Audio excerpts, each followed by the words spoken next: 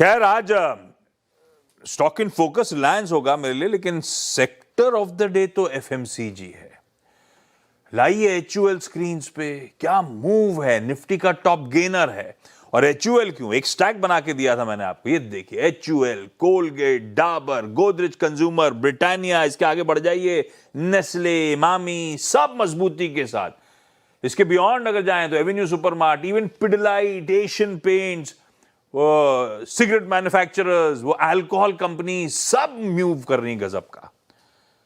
तो across the board पूरा, लेकिन खास तौर पे एफएमसीजी गजब का मूव डिलीवर करता हुआ। और सिर्फ आज की तेजी नहीं है, वैसे ध्यान रखिएगा नवंबर, एक बार एफएमसीजी का साल का इंडेक्स उठाइए, 6 महीने का इंडेक्स उठाइए, तो नवंबर के बाद से वो एकदम से ब्रेकडाउन और प्रेशर माउंट होना शुरू हुआ था। तब से लेकर मेरे ख्याल से मार्च एंड तक एफएमसीजी एज अ स्पेस में काफी कमजोरी रही है। 17-18% के आसपास इंडेक्स गिरा था, और वो तो फिर इस मंथ की शुरुआत से अच्छे मूव्स बनने शुरू हुए। सिर्फ आज की कहानी नहीं है, जब मार्केट रिकवर हो रहे थे एफएमसीजी स्टॉक्स भी बढ़िया कर रहे थे। मंथ टिल डेट ही, ये तो एक महीने का, मंथ टिल डेट 8-9% का उछाल, और आज का सेशन हाईलाइट। आज तो चौतरफा बढ़िया मूव्स बन रहे हैं। हो क्या रहा है, मैंने रिक्वेस्ट करवाई थी नुवामा इंस्टीट्यूशनल इक्विटीज के executive director Avnish Roy sir से कि जुड़िएगा, समझाइएगा आपका पर्सपेक्टिव एफएमसीजी को लेकर अप्रोच है क्या। Avnish sir, hi, good afternoon, thank you so much जुड़ने के लिए। आज का स्टार परफॉर्मर है जिस इंडेक्स को आप, जिस सेक्टर को आप ट्रैक करते हो, कैसे देखूं अवनीश सर? ये क्या आईटी में रह रहे के कंफर्ट मिलता है लोगों को, वैल्यूएशन तो बाजार पिट रहा होता है तो आईटी बाइंग देखने को मिलती है। ये क्या एफएमसीजी में अनसर्टेनिटी के बीच में बाजार का थोड़ा सा भरोसा बढ़ रहा है क्या? रिलीफ रैली एट बेस्ट है या कुछ और है? आप कैसे देख रहे हो इस मूव को, एक सेक्युलर मूव को एफएमसीजी में? हाँ, ये बाजार तो काफी दिन से काफी खराब सिचुएशन में है, तो आज क्यों चला, राइट? ऑब्वियसली कुछ नया हुआ होगा। नया ये हुआ है कि अच्छे नंबर आए हैं at the start of the season. तो कल हमने देखा सिगरेट कंपनी वीएसटी इंडस्ट्रीज का बहुत ही स्ट्रांग नंबर था, अच्छा ग्रोथ था। अभी मार्केट में थोड़ी देर पहले बजाज कंज्यूमर का बहुत ही अच्छा नंबर आया है, बहुत बीट है वर्सेस हमारे number versus consensus.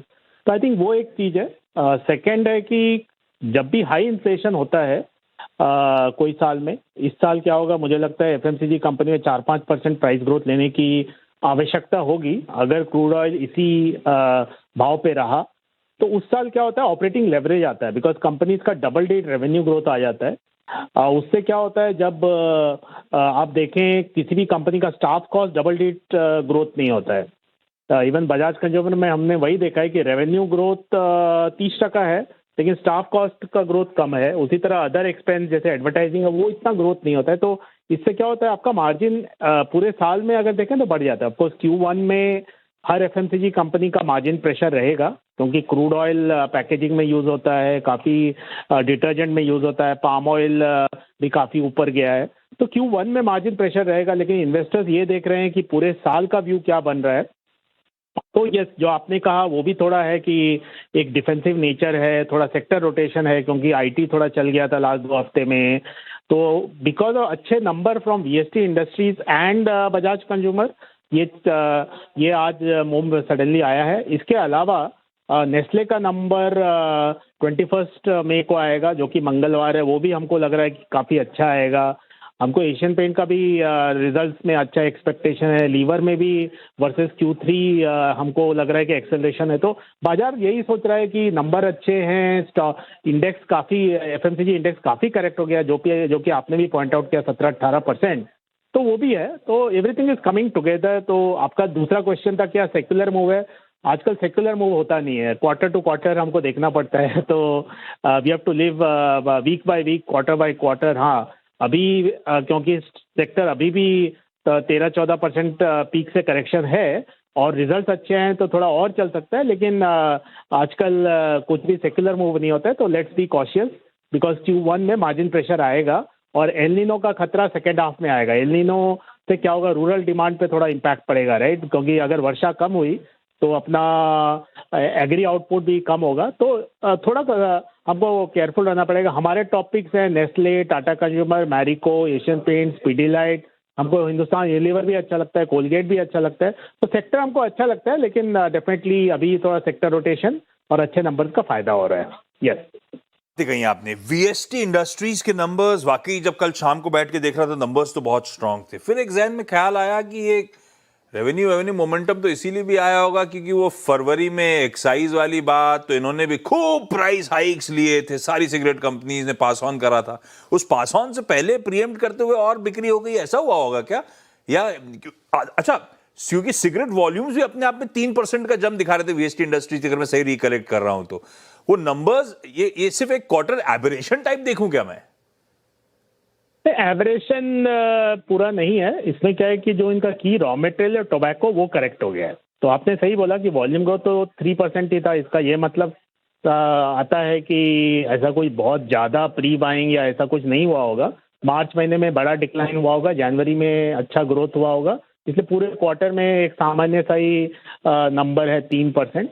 I think इनका gross margin, EBITDA margin expansion हुआ है। बेस भी काफ़ी फेवरेबल था। आप देखें एबिटा इनका बेस में 28% डिक्लाइन भी था, बट ओवरऑल अगर हम देखें तो ग्रॉस मार्जिन में बहुत अच्छा इंप्रूवमेंट है because tobacco raw material correct हो गया। तो अगले एक साल हर सिगरेट कंपनी के लिए एक अच्छी खबर ये है कि टोबैको रॉ मटेरियल करेक्ट हो गया है।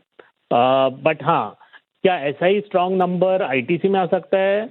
सी आईटीसी 75% मार्केट शेयर है, तो इसलिए हमको लगता है कि वहाँ पे थोड़ा प्रेशर रहेगा बिकॉज उनका एग्री बिजनेस भी थोड़ा वीक रहेगा बिकॉज ईरान क्राइसिस, ये ऑल दिस शिपिंग शॉर्टेज है। बट बीएसटी का बेस काफ़ी फेवरेबल था and tobacco raw material correction next एक साल फायदा होगा। तो मैं ये नहीं बोलूँगा कि एब्रेशन है, बट हाँ इतना स्ट्रॉन्ग ग्रोथ में दोनों चीज़ है कि सॉफ्ट बेस भी है and but tobacco raw material अगले एक साल के लिए फेवरेबल है। इसमें सिगरेट स्टॉक तो मुझे लगता है काफ़ी वैल्यूएशन कंफर्ट है, डिविडेंड यील्ड आईटीसी में बहुत अच्छा है, तो एक साल के व्यू से लेना चाहिए। बट हाँ, Q4 Q1 में सिगरेट वॉल्यूम्स आईटीसी का वीक रहेगा। हमने Q4 में फ्लैट वॉल्यूम्स का एक्सपेक्टेशन रखा है। Q1 अभी अर्ली डेज है, बट मुझे लगता है थोड़ा डिक्लाइन आ सकता है। एक सवाल जाते जाते और, प्राइस हाइक्स लेने पड़ेंगे, कॉस्ट प्रेशर्स को पास ऑन करना पड़ेगा, वो कुछ हद तक तो शायद हुआ। वो बीच में खबरें ऐसी थी कि सोप वोप में तो at least cost pressures pass on हुए, है ना? बिल्कुल बिल्कुल, एफएमसीजी में प्राइसिंग पावर बहुत अच्छा होता है। तो इनफैक्ट सिगरेट में अगर आप देखें तो आईटीसी ने काफ़ी price hike already pass on कर लिया है। सोप्स में पास ऑन चालू हो गया, लीवर ने ले लिया है। उसके अलावा इसमें पेंट्स में एशियन पेंट, बर्जर, कांजाई, एक्सो सब ने ले लिया है। एडिबल ऑयल में भी सब ने ले लिया। तो यस, पास ऑन हो गया है और मुझे लगता है और होंगे। डिटर्जेंट में अच्छा खासा हाइक आने वाला है। ओवरऑल एफएमसीजी में हर जगह हमको लगता है कि 4-5% हाइक बेयर मिनिमम जरूरत पड़ेगा अगर क्रूड ऑयल $90 पे रहा। अगर क्रूड ऑयल मान लीजिए फिर 70-80 पे आ गया तो फिर तो हाइक ज़्यादा नहीं होगा, लेकिन हाँ हाइक आना शुरू हो गया है। ये सर मेरी जेब काटने की बातें कर रहे हैं, 5% हाइक, पता नहीं कैसे चलेगी लाइफ। लेकिन अवनीश सर बिल्कुल लॉजिकल है, होना हो है, अब पता नहीं, देखते हैं। और ये भाई सच है, थोड़ा सा ध्यान रखिएगा, रूरल डिमांड को लेके बीच में क्वेश्चन मार्क्स थे। जब हालात सुधरने की बात हुई थी तो अब मानसून गड़बड़ाएगा इस बार, बिलो नॉर्मल से लेके डेफिशिएंट की बात हो रही है, तो मामला गड़बड़ा सकता है। लेकिन अभी तो खैर एंजॉय करिए। और अवनीश सर कह रहे हैं सारे के सारे, कई सारे नाम ले लिए, सब इस समय प्रेफर्ड पिक्स एफएमसीजी को लेकर नजर आती है। Avnish sir, thank you so much जुड़ने के लिए।